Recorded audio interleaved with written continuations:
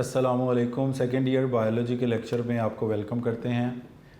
Dear students, आप जानते हैं हम लोग chapter number 19 growth and development को स्टडी कर रहे हैं। इससे प्रीवियस लेक्चर में हम लोगों ने role of nucleus in development के टॉपिक को कंप्लीट किया था। इसके बाद एक छोटा सा टॉपिक यहाँ पर डिस्कस करना है हमने, और वो है कॉन्सेप्ट ऑफ डिफरेंशिएशन।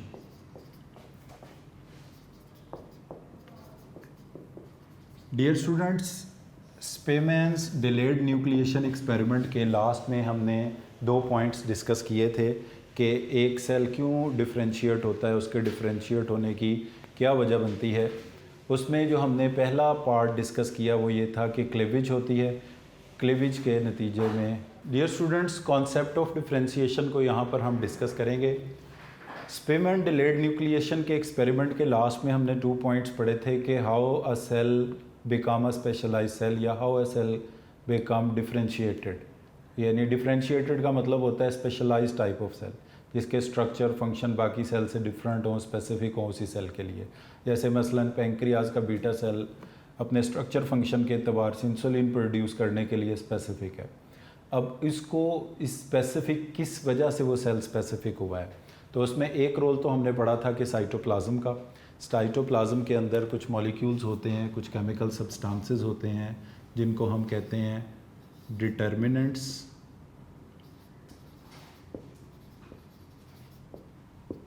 या इनको हम कहते हैं morphogenetic determinants. Morphology study of function को कहते हैं, तो मॉर्फोजेनेटिक्स का मतलब यही होगा कि जो सेल्स को स्पेसिफाई करता है स्ट्रक्चरली एंड फंक्शनली। तो डियर स्टूडेंट्स, पहला इसकी जो मॉर्फोजेनेटिक डिटर्मिनेंट्स होते हैं ये पॉजिटिव और नेगेटिव इफ़ेक्ट्स डालते हैं। पॉजिटिव इफ़ेक्ट इनका जिन जीन्स पर होता है वो जीन्स इनकी वजह से एक्टिव रहते हैं और वो स्ट्रक्चर भी सेल्स बनाता है, वो फंक्शंस भी सेल परफॉर्म कर सकता है। और मॉर्फोजेनेटिक डिटर्मिनेंट्स अगर एब्सेंट होते हैं किसी सेल में तो इनकी एब्सेंस डालती है नेगेटिव इफ़ेक्ट। नेगेटिव इफ़ेक्ट का मतलब होगा कि वो जीन्स इनएक्टिव होंगे, और जो जीन्स इनएक्टिव होंगे वो स्ट्रक्चर एंड फंक्शन सेल से लॉस हो जाएंगे। अब what causes the determinants to differentiate unequally. जैसे मसलन ये एक हमारे पास ज़ाइगोट है। अब इसका जैसे अभी हम पीछे भी पढ़ कर आए हैं, क्लियर साइटोप्लाज्म है, येलो साइटोप्लाज्म है, ग्रे वेजिटल है, ग्रे इक्वेटर। हर हिस्से में जो डिटर्मिनेंट्स होते हैं वो अनइक्वली डिस्ट्रीब्यूटेड होते हैं। तो determinants molecules are unequal in distribution. ये ज़ाइगोट के अंदर, फर्टिलाइज्ड एग के अंदर इनकी अनइक्वल डिस्ट्रीब्यूशन है।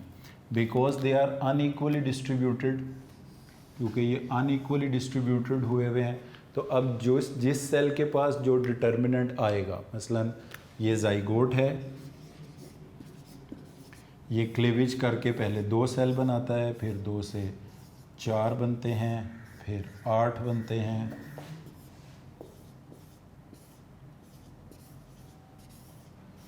अब ये सेल्स की तादाद बढ़ती जा रही है। जैसे जैसे सेल्स की तादाद बढ़ती जा रही है ये सेल स्ट्रक्चरली फंक्शनली डिफरेंट होते चले जा रहे हैं। अब इनके स्ट्रक्चरली फंक्शनली डिफरेंशिएट होने की, स्पेसिफाई होने की वजह ये है कि इनके अंदर अनइक्वल डिस्ट्रीब्यूशन है डिटर्मिनेंट मॉलिक्यूल्स की या मॉर्फोजेनेटिक डिटर्मिनेंट मॉलिक्यूल्स की। अब इन सेल्स की अगर हम नंबरिंग कर दें 1 2 3 4 5 6 7 8, तो 1 2 से डिफरेंट है, 3 4 5 6 ये सारे आपस में डिफरेंट है। तो इनके अंदर differentiation, morphology, structural functional differences क्यों पैदा हुए हैं? बिकॉज इनके अंदर एक्टिव और इनएक्टिव जीन्स में फ़र्क आ गया, और एक्टिव और इनएक्टिव जीन्स का फ़र्क आया है because of the unequal distribution of morphogenetic determinants. एक तो ये चीज़ है। दूसरा, इसकी डेफिनेशन बुक से एक बार देख लें, फिर उसके बाद दूसरे कॉन्सेप्ट की तरफ चलते हैं जो कि डिफरेंशिएशन कॉज करता है, वो है एम्ब्रियोनिक इंडक्शन। यहाँ पर देखें बताया गया जी, a fertilised egg contain cytoplasmic component that are unequally distributed, वो अनइक्वली डिस्ट्रीब्यूटेड हैं, हर हिस्से में एक तरह के डिटर्मिनेंट्स नहीं हैं। These different cytoplasmic components are believed to have morphogenetic determinants, यानी ये डिटर्मिन करवाते हैं कि सेल का स्ट्रक्चर कैसा होगा, सेल कैसे कौन से जीन्स एक्टिव और इनएक्टिव हो सकते हैं। That control the functioning of a specific cell. This is called differentiation.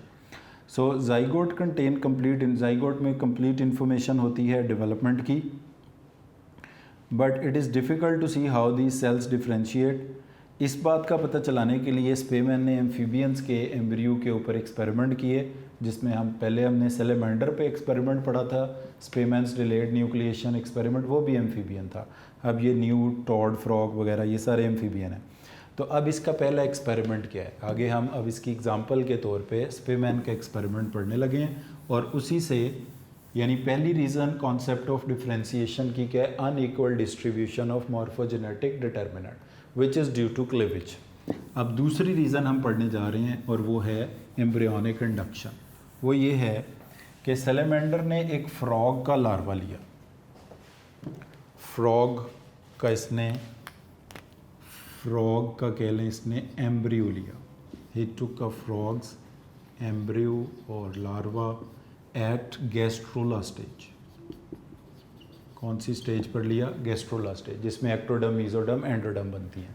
अब इसने क्या किया, he took the piece of ectoderm, इसने एक्टोडर्म का एक पीस अलहदा कर दिया और रिमेनिंग एम्ब्रियो अलहदा कर दिया, यानी जो एम्ब्रियो था उससे पीस ऑफ एक्टोडर्म को रिमूव कर दिया। अब ये जो रिमेनिंग एम्ब्रियो था फेल टू फॉर्म नर्वस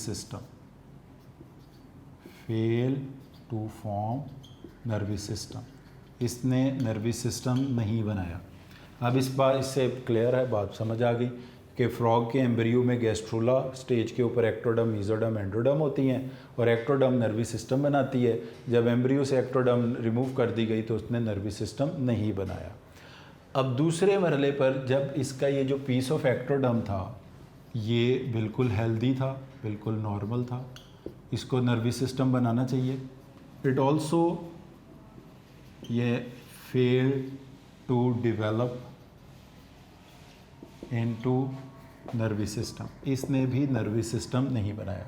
यानी अगर आप एम्ब्रियो से गैस्ट्रोला स्टेज के ऊपर एक्टोडर्म को रिमूव कर देते हैं तो एम्ब्रियो नर्वस सिस्टम बनाने में नाकाम हो जाता है। Embryo fail to form nervous system, ये बात समझ आती है कि एम्ब्रियो के पास एक्टोडर्म नहीं है और एक्टोडर्म ने नर्वस सिस्टम बनाना था। और दूसरे हिस्से में एक्सपेरिमेंट के जो अलहदा से पीस ऑफ एक्टोडर्म है, हालांकि वो हेल्दी है, उसने भी नर्वस सिस्टम नहीं बनाया। अब इसने एक्सपेरिमेंट को एक दूसरे तरीके से परफॉर्म किया। इसी तरह इसने फ्रॉग का एम्ब्रियो लिया और कौन सी स्टेज पर इस एम्ब्रियो को लिया, गैस्ट्रोला स्टेज पर एम्ब्रियो को लिया। अब इसने क्या किया, इसने remove piece of mesoderm beneath ectoderm, इसने एक्टोडर्म के नीचे से मीजोडर्म का पीस रिमूव कर दिया, एक्टोडर्म को इंटैक्ट रहने दिया,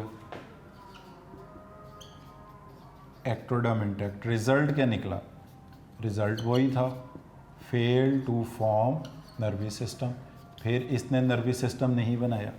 अब इस एक्सपेरिमेंट में फ्रॉग का एम्ब्रियो लिया गया, गैस्ट्रोला स्टेज पर लिया गया, जिसमें एक्टोडर्म, मीजोडर्म, एंडोडर्म तीनों थी। इससे पीस ऑफ मीजोडर्म रिमूव किया गया है जो कि अपेरेंटली नर्वस सिस्टम नहीं बनाता, और बीनीथ एक्टोडर्म, और एक्टोडर्म को इंटैक्ट रहने दिया, उधर ही दोबारा प्लेस कर दिया। अब एक्टोडर्म मौजूद है, मीजोडर्म मौजूद नहीं है, और नर्वस सिस्टम बनता भी एक्टोडर्म से है, मगर मीजोडर्म की गैर मौजूदगी में एक्टोडर्म ने नर्वस सिस्टम नहीं बनाया। इसका मतलब ये हुआ कि मीजोडर्म एक्टोडर्म पर कुछ ना कुछ इन्फ्लुएंस करता है। मीजोडर्म का एक्टोडर्म पर जो भी इफेक्ट है to develop into nervous system, इस इफेक्ट को हम नाम देते हैं एम्ब्रियोनिक इंडक्शन का। तो डियर स्टूडेंट, इस सेकंड पैराग्राफ के कॉन्सेप्ट ऑफ डिफरेंशिएशन की लास्ट फ्यू लाइंस को हम देखते हैं। The frog did not develop into nervous system, तो अब इसका ये कंक्लूजन क्या है? So it was proved that mesoderm had some effect on ectoderm to stimulate the ectodermal cells to form nervous system. तो ये जो मेसोडर्म का एक्टोडर्म के ऊपर इन्फ्लुएंस है to develop into nervous system, इसी इन्फ्लुएंस को हम कहते हैं एम्ब्रियोनिक इंडक्शन। तो डियर स्टूडेंट, दो हिस्सों में ये एक्सपेरिमेंट है। पहले एक्सपेरिमेंट के हिस्से में फ्रॉग का एम्ब्रियो लिया गया एट गैस्ट्रूला स्टेज, जिसका एक्टोडर्म का पीस रिमूव करके अलहदा कर दिया गया। ऑल्दो कि वो एक्टोडर्म का पीस हेल्दी नॉर्मल था, बट उसने नर्वस सिस्टम नहीं बनाया। और जो रिमेनिंग एम्ब्रियो था, यानी विदाउट एक्टोडर्म था, ये रिमेनिंग का मतलब है कि ये विदाउट एक्टोडर्म है, विदाउट एक्टोडर्म।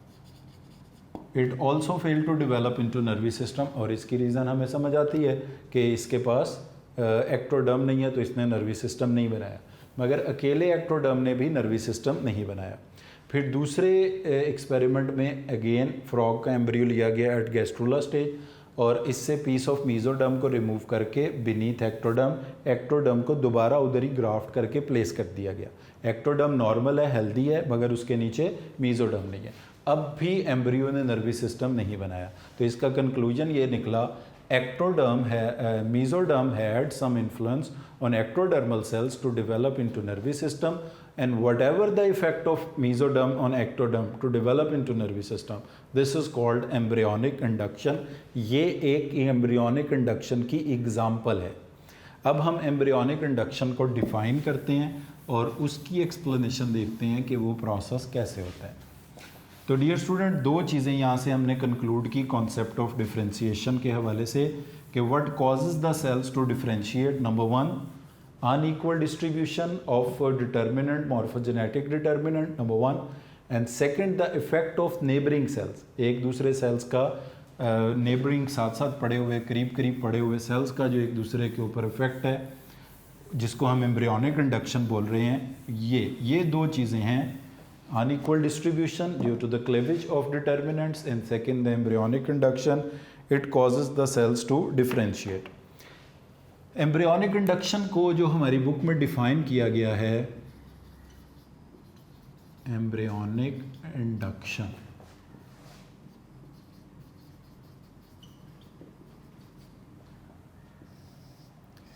को जो हमारी बुक में डिफाइन किया गया है, उसमें कहा गया है the capacity of some cells to evoke a specific developmental response in other cells is known as embryonic induction.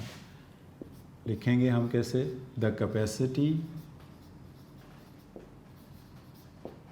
Of some cells to evoke का मतलब होता है स्टार्ट करना, स्टिमुलेट करना, to evoke a specific developmental response in other cells is known as embryonic induction। अब इसकी example हम लेंगे मेसोडर्म वाली, कि मेसोडर्म का जो इफ़ेक्ट है एक्टोडर्म पर to develop into this nervous system is embryonic induction। The capacity of some cells to evoke or to start a specific developmental response in other cells is known as embryonic induction, like the effect of mesodermal cells on ectodermal cells to develop into nervous system। अब इस चीज़ को ज़रा book से भी देख लें। The capacity of some cells to evoke a specific developmental response in others is a widespread phenomena in development। और इसके ऊपर जो काम किया था वो किया था हैंस पेमेन और हार्ल्ड मैंगोल्ड ने 1924 में। अच्छा, अब इसके बाद इसकी एक्सप्लेनेशन जो एक एग्ज़ाम्पल यहाँ पर डिस्कस की गई है वो ये है कि जो फ्रॉग का लार्वा है। अब डियर स्टूडेंट्स, ये जो एग्ज़ाम्पल आपकी बुक में बनी है, इसको मैं अपनी वर्डिंग्स में आपको समझा रहा हूँ। बुक में थोड़ी सी ज़रा वर्डिंग डिफ़िकल्ट है, अगर आपको कॉन्सेप्ट समझ आ जाएगा तो आप इसको अपनी वर्डिंग्स में भी लिख सकेंगे। तो इसमें हम ये कह रहे हैं कि फ्रॉग का या सैलेमेंडर का लार्वा है और इसमें ये एक पोर है। इस पोर को कहा जाता है डॉर्सल पोर। इस डॉर्सल पोर का दूसरा नाम ब्लास्टोपोर भी है। इसको आप डॉर्सल पोर कह दें या ब्लास्टोपोर कह दें, एक ही बात है। और डॉर्सल पोर ऑब्वियसली डॉर्सल साइड पर होगा। इसके ये वाले जो किनारे हैं, जो इसके मार्जिन्स हैं, इस तरह से ये पोर है और इस पोर का नाम है डॉर्सल पोर या ब्लास्टोपोर। इसके ये जो मार्जिन्स हैं इनको हम कहते हैं, ये पोर था, इसको हम कहते हैं डॉर्सल लिप। अब ये जो डॉर्सल लिप है इससे पैदा होती है मीजोडर्म, जो कि नर्वस सिस्टम बनाने में रोल प्ले करती है। तो अब इसमें किया ये गया कि ये जो एम्ब्रियो है हमारे पास, फ्रॉग का, सैलमेंडर का भी हो सकता है, इसको लिया गया एट गैस्ट्रोला स्टेज और इसकी ये जो डॉर्सल साइड है यहाँ पर मौजूद है dorsal lip which is representing a mesoderm. और डॉर्सल लिप क्या होता है, मार्जिन्स को कहते हैं इस सुराख के, जिसका नाम है ब्लास्टोपोर। यानी ये वाला जो सुराख है इसका नाम है ब्लास्टोपोर, डॉर्सल लिप, डॉर्सल पोर इस सुराख का। और इसके ये जो किनारे हैं इनका नाम है डॉर्सल लिप, और डॉर्सल लिप रिप्रेजेंट कर रहा है मीजोडर्म को। ऑब्वियसली ये मीजोडर्म कौन सी साइड पर है, डॉर्सल साइड पर है। अब इसमें किया ये गया कि इसकी जो वेंट्रल साइड है, ये वाली जो इसकी अपोजिट साइड होगी, ये कहलाएगी इसकी वेंट्रल साइड। तो एक और एम्ब्रियो से, ये this is another embryo, donor, ये एम्ब्रियो कहलाएगा डोनर। इससे एट गैस्ट्रोला स्टेज इसकी डॉर्सल लिप को, ये इसके हैं डॉर्सल लिप, और अभी आपको बताया कि डॉर्सल लिप किसको रिप्रेजेंट करते हैं, मीजोडर्म को। डॉर्सल लिप इससे लिए और इस एम्ब्रियो की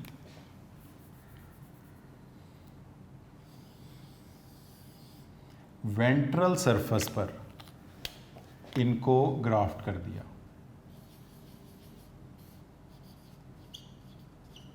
डॉर्सल लिप कौन सी साइड पर है, ये वेंट्रल, और ये वो हैं जो किससे लिए हैं, डोनर से। और इसके जो खुद के डॉर्सल लिप्स हैं,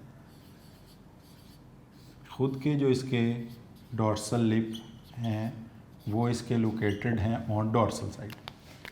तो अब यहाँ पर दो चीज़ें हो गई, एक इसकी प्राइमरी मीजोडर्म है, प्राइमरी जो इसकी खुद की है और वो डॉर्सल साइड पर है, और सेकेंडरी जो इसकी मतलब डॉर्सल लिप से मुराद यहाँ पर है मीजोडर्म, जो कि इसमें ग्राफ्ट की गई है।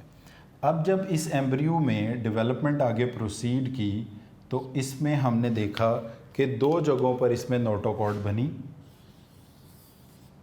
एक इसमें नोटोकॉर्ड, तीन चीज़ें, नोटोकॉर्ड, न्यूरल ट्यूब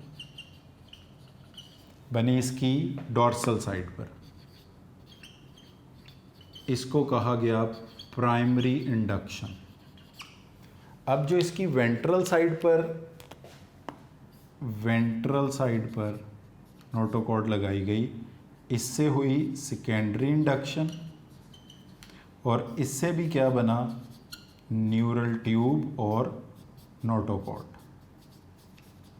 तो यानी इसका मतलब ये हुआ कि इस एम्ब्रियो में जो इसकी डॉर्सल साइड पर मीजोडर्म थी, उसने डॉर्सल साइड पर मौजूद एक्टोडर्म को स्टिमुलेट किया to develop into nervous system, और जो इसकी वेंट्रल साइड पर मीजोडर्म लाकर ग्राफ्ट की, उसने इसकी वेंट्रल साइड को स्टिमुलेट किया to develop into nervous system, notochord and neural tube. तो इस तरह से इसमें दो जगहों पर नर्वस सिस्टम डेवलप होना शुरू हुआ, क्योंकि एक्टोडर्म का काम है नर्वस सिस्टम बनाना, मगर एक्टोडर्म को ट्रिगर करना, स्टिमुलेट करना, इवोक करना काम है मीजोडर्म का।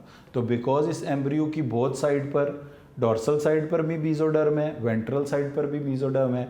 डॉर्सल साइड पर क्योंकि इसकी अपनी एक्चुअल मीजोडर्म है, इसलिए इसको कहा जाएगा प्राइमरी इंडक्शन, और वेंट्रल साइड पर जो नोटोकॉर्ड और नर्वस सिस्टम बनेगा इसको कहा जाएगा सेकेंडरी इंडक्शन। तो बुक में जो इसकी तस्वीर बनी है, आप डियर स्टूडेंट इसको भी देख सकते हैं कि एक एम्ब्रियो जिसके डॉर्सल लिप को यहाँ पे लिखा गया है, इसमें लिखा गया है discarded mesoderm opposite to the dorsal lip. तो जो opposite to the dorsal lip side होती है वो वेंट्रल साइड होती है। और फिर इन्होंने क्या किया, donor mesoderm from the dorsal lip. Mesoderm donor से जो मीजोडर्म ली वो उसके डॉर्सल लिप से ली, हमने भी यही किया। ये डोनर है, इसके डॉर्सल लिप से मीजोडर्म ली और इसको लाकर ग्राफ्ट कौन सी साइड पर किया है, opposite to the dorsal lip, जो कि वेंट्रल साइड बनती है। यानी अब इसके पास दो मीजोडर्म हैं, दो डॉर्सल लिप हैं, एक वेंट्रल साइड पर जो हमने डोनर से लेकर यहाँ पर ग्राफ्ट किया है, एक इसके अपने डॉर्सल लिप हैं। तो इसके अपने डॉर्सल लिप की वजह से जो नोटोकॉर्ड नर्वस सिस्टम बनेगा इसको प्राइमरी इंडक्शन कहेंगे। ग्राफ्टेड डॉर्सल लिप की वजह से वेंट्रल साइड पर जो नोटोकॉर्ड नर्वस सिस्टम बनेगा, न्यूरल ट्यूब बनेगी, इसको सेकेंडरी इंडक्शन बोलेंगे। तो ये इसने स्पेमैन और मैंगोल्ड ने एक्सप्लेन किया प्राइमरी और सेकेंडरी इंडक्शन को। अब डियर स्टूडेंट्स, हम इसको डिफ़ाइन कैसे करेंगे। प्राइमरी इंडक्शन एम्ब्रियोनिक इंडक्शन में क्या कहलाएगी। प्राइमरी इंडक्शन से मुराद है original ectoderm, original mesoderm, formation of notochord and neural tube on the dorsal side of the embryo due to the actual notochord, due to the actual dorsal lip is called primary induction. फिर secondary induction को define कैसे करेंगे। Formation of notochord and neural tube on the ventral side of the embryo due to the grafted mesoderm, due to the grafted dorsal lip is called secondary induction.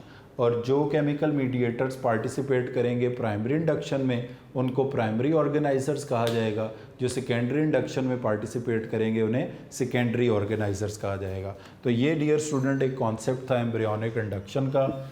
इसकी definition और इसकी एक example short question अगर आता है तो आपने उसमें लिखनी है। कैपेसिटी ऑफ सम सेल वाली इसकी डेफिनेशन है और effect of mesoderm on ectoderm वाली इसकी एग्जांपल है। 1924 ईयर है, साइंटिस्ट दो हैं, स्पेमैन और मैंगोल्ड।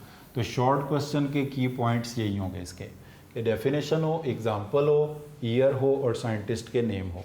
तो ये टॉपिक समझा जाएगा कि कंप्लीट हो गया।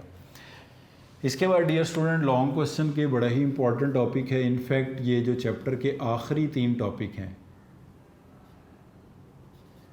ये तीनों टॉपिक ही बहुत इंपॉर्टेंट हैं for long question point of view. जिसमें पहला टॉपिक हम डिस्कस करने जा रहे हैं आज के लेक्चर में और वो है एजिंग। एजिंग का टॉपिक, तो इसमें एजिंग की डेफिनेशन है, एजिंग के साइंस हैं, एजिंग की कॉजेज़ हैं और एजिंग को किस तरह से इम्प्रूव या डिले कर सकते हैं।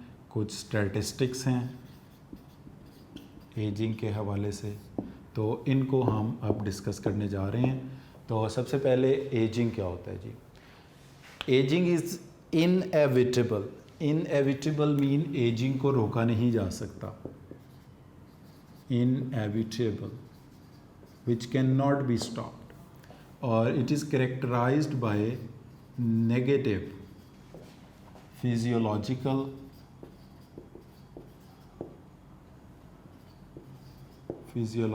चेंजेस। ये बॉडी में जो नेगेटिव फिजियोलॉजिकल चेंजेस आते हैं उससे, यानी नज़र का कमज़ोर हो जाना, बॉडी की चुस्ती फुर्ती का कम हो जाना, स्किन पे रिंकल्स का आ जाना, ये सारी चीज़ें कहलाती हैं साइंस ऑफ एजिंग। तो सबसे पहले डियर स्टूडेंट्स इसकी डेफिनेशन है, आप बुक से भी देख लें। एजिंग इज़ इनएविटेबल प्रोसेस, यानी नागुज़ीर है, इसने होना ही होना है।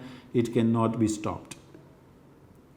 It is characterised by despite all the efforts to inhibit or stop it aging, it will process goes on. It can be defined negative physiological changes in our body. हमारी body में तमाम वो चेंजेस जो negative हैं, यानी नज़र का कमज़ोर हो जाना, रिंकल्स का स्किन पे आ जाना, स्किन का डार्क पिगमेंटेड हो जाना, इस तरह के जितने भी चेंजेस हैं, these all are collectively known as ageing. बालों का सफ़ेद हो जाना। तो there are some signs of ageing. Ageing के ओल्ड एज के कुछ साइंस हैं जिसमें जिनको हम 1 बाय 1 डिस्कस करेंगे। नंबर 1 है loss of hair pigment. Loss of hair pigment, बालों का सफ़ेद हो जाना, ये कहलाता है एजिंग में आता है। Loss of hair pigment. Dear student, इसको मैं पॉइंट वाइज बुक से आपकी बता देता हूँ क्योंकि ये सारी बहुत इजी चीज़ें हैं, एक आधी चीज़ है जो मेरे बताने वाली है।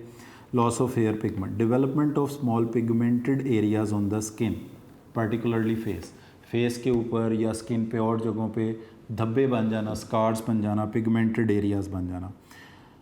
ड्राइनेस ऑफ स्किन का खुश्क हो जाना, ड्राई हो जाना। रिंकल्स ऑन द स्किन के ऊपर झुर्रियाँ पड़ जाना, रिंकल्स आ जाना on the skin. And decreased immunity, क़ुव्वत मुदाफ़ियत का, बीमारियों से लड़ने की सलाहियत का कम हो जाना, डिक्रीज्ड इम्यूनिटी का कम हो जाना। और increased weight due to fat, मोटापे की वजह से, फैट्स की वजह से बॉडी के वेट का इंक्रीज़ हो जाना। पुअर विजन, नज़र का कमज़ोर हो जाना। फॉरगेटफुलनेस, चीज़ों का भूल जाना। जनरल वीकनेस, ओवरऑल बॉडी का वीक हो जाना। And decrease body immunity. Joints की पेन को कहते हैं आर्थराइटिस। बेसिकली आर्थरो कहते हैं जॉइंट को, आर्थ्रोपेडिक भी यहीं से नाम निकला है, आर्थराइटिस। और ITIS का मतलब होता है इन्फ्लेमेशन। तो आर्थराइटिस का मतलब होता है इन्फ्लेमेशन ऑफ जॉइंट्स की इन्फ्लेमेशन को हम कहते हैं आर्थराइटिस।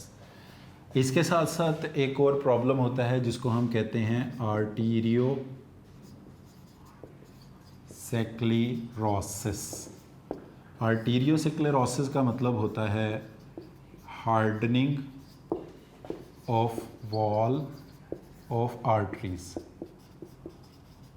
जैसे जैसे उम्र बढ़ती है आर्टरीज़ की वॉल में जो इलास्टिसिटी होती है, लचक होती है, वो कम होती है और आर्टरीज़ की दीवारें सख्त होना शुरू हो जाती हैं। उसकी वजह ये होती है, ट्यूनिक बोलते हैं हम लेयर को, ट्यूनिका मीडिया, इसका मतलब होगा मिडल लेयर।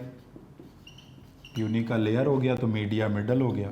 तो जो इनकी मिडल लेयर होती है आर्टरीज़ की, इसमें पाए जाते हैं elastic tissues.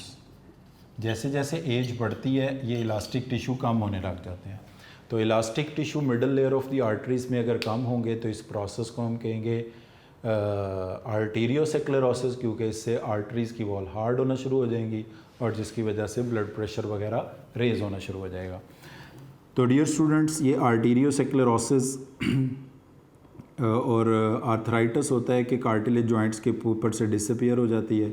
degeneration and disappearance of elastic tissue in the middle layer, tunica media, arteriosclerosis, blood clotting in the coronary artery कहते हैं उस आर्टरी को which supplies blood to the heart। तो डियर स्टूडेंट, ये सारे या इनमें से कुछ साइंस हैं जो कि एजिंग में अपीयर होते हैं। एक बार फिर हम इसको करेक्टराइज कर देते हैं, that is the loss of hair pigment, यानी बालों का सफ़ेद होना। Development of small pigmented areas in the skin of face and arms and legs. Dryness of skin का खुश्क हो जाना। Wrinkles on the skin. Loss of agility कहते हैं चुस्ती फुर्ती को। तो इतनी तेज़ी से चुस्ती फुर्ती जो है वो बॉडी में कम हो जाती है। वेट का बढ़ जाना due to the fat. And poor vision, नज़र का कमज़ोर हो जाना। फॉरगेटफुलनेस, याददाश्त का कमज़ोर हो जाना। जनरल वीकनेस, बॉडी में कमज़ोरी आ जाना। Weakness of the immune system, immunity का कम हो जाना। डीजनरेशन कुछ ऑर्गन्स की होना, जैसे कि आर्थराइटिस, इन्फ्लेमेशन जोड़ों के दर्द को कहते हैं, जिसमें कार्टिलेज डिसअपीयर हो जाती है हड्डियों के किनारों के ऊपर से और जॉइंट को मूव करने में दर्द होती है, सख्ती आ जाती है, जॉइंट्स रिजिड हो जाते हैं। Degeneration and disappearance of elastic tissue in the middle layer को ट्यूनिका मीडिया बोलते हैं आर्टरीज़ की। और hardening of the walls of arteries को आपको बताया कहते हैं आर्टीरियोसेक्लेरोसिस। कॉरोनरी आर्टरी उस आर्टरी को कहते हैं जो हार्ट को ब्लड सप्लाई करती है, इसमें क्लॉट बन जाना जिसकी वजह से हार्ट अटैक का रिस्क बढ़ जाता है। अब डियर स्टूडेंट, कॉजेज़ की तरफ आते हैं। 3 कॉजेज़ यहाँ पर डिस्कस की गई हैं। नंबर 1 पर है नंबर ऑफ सेल डिवीजन। तो नंबर ऑफ सेल डिवीजन कोई इनफाइनाइट नहीं होते, ये फिनिट होते हैं। जब वो अपनी लिमिट तक पहुँच जाते हैं तो मज़ीद सेल डिवाइड करना बंद कर देते हैं। तो cells of the tissue have only finite number of mitotic division, hence the cells may reach their finite number by the time tissues and organ is fully grown. For example, in case of nervous system, mental activity and memory deteriorate with the fewer nerve cells in older age। तो ये जितने हमारी body में nerve cells होते हैं ये fixed होते हैं। जब उम्र बढ़ती है तो इनकी तादाद में कमी आती है, जिसकी वजह से याददाश्त का कमज़ोर होना और चीज़ों का भूल जाना, बहुत ज़ईफ़ उम्र में इस तरह के मसाइल शुरू हो जाते हैं। इंट्रासेलुलर कंटेंट्स में जो चेंजेस आते हैं ड्यूरिंग एजिंग, उसमें है कोलेजिन, एक प्रोटीन है जो इंट्रासेलुलर और में कंटेंट्स में पाई जाती है। एक्वायर क्रॉस लिंकिंग इसमें बढ़ जाती है इसके मॉलिक्यूल में, विच इलास्टिक टिश्यूज़ लॉस इलास्टिसिटी, जिसकी वजह से इलास्टिक टिश्यू की इलास्टिसिटी कम हो जाती है। और वो जो hardening of the walls of arteries में हमने बात की, जैसे कि रेजिलियंस और कनेक्टिव टिश्यू कार्टिलेज वगैरह, ये कम हो जाती है। बेसिकली ये होता है कि कोलेजन प्रोटीन के फाइबर पाए जाते हैं कंटेंट्स में सेल्स के, जिनमें क्रॉस लिंकिंग बढ़ जाती है। जब क्रॉस लिंकिंग बढ़ती है तो इलास्टिक टिश्यू की इलास्टिसिटी लॉस हो जाती है, रिजिडिटी बढ़ जाती है सेल्स के स्ट्रक्चर के अंदर, तो ये एजिंग के साइंस अपीयर कराने का बाइस बनता है। अब लास्ट में आता है जी कि स्पॉन्टेनियस म्यूटेशन। म्यूटेशन का मतलब होता है सडन चेंज इन डीएनए, यानी तीन चीज़ें आप कह सकते हैं इसके कॉजेज़ में हैं। नंबर 1 है इसमें नंबर ऑफ सेल डिवीजन्स जो कि फिनिट हैं, उसके बाद है कोलेजन का रोल, और तीसरे नंबर पर है म्यूटेशन। म्यूटेशन कहते हैं a sudden change in DNA को।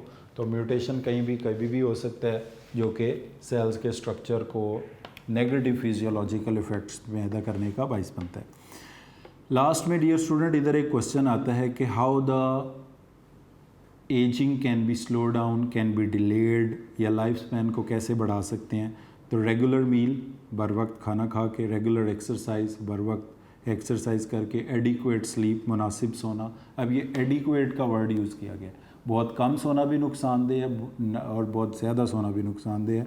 तो एडिक्वेट मुनासिब जो नींद है, और वो 7-8 आवर्स की मुनासिब नींद जो है वो आपको चाहिए होती है। एब्सटेंस फ्रॉम स्मोकिंग, स्मोकिंग को अवॉइड करके, maintaining ideal weight, normal body weight यानी ओबेसिटी को अवॉइड करके, अप टू 11 ईयर्स तक लाइफ स्पैन को इंक्रीज़ किया जा सकता है। तो ये एमसीक्यू का बहुत ही इंपॉर्टेंट पॉइंट है कि life span can be increase up to 11 year by doing this thing, that is the regular meal, regular exercise, adequate sleep, abstinence from smoking, avoiding obesity etcetera. अब ये कुछ स्टैटिस्टिक्स की तरफ हम आ जाते हैं जो कि येलो बॉक्स में दिए हुए हैं। स्टडी ऑफ एजिंग, वो ब्रांच बायोलॉजी की जिसमें एजिंग को स्टडी किया जाए, इसको डियर स्टूडेंट्स कहा जाता है जीरोंटोलॉजी, और इनके एक्सपर्ट्स को कहा जाता है जीरोंटोलॉजिस्ट।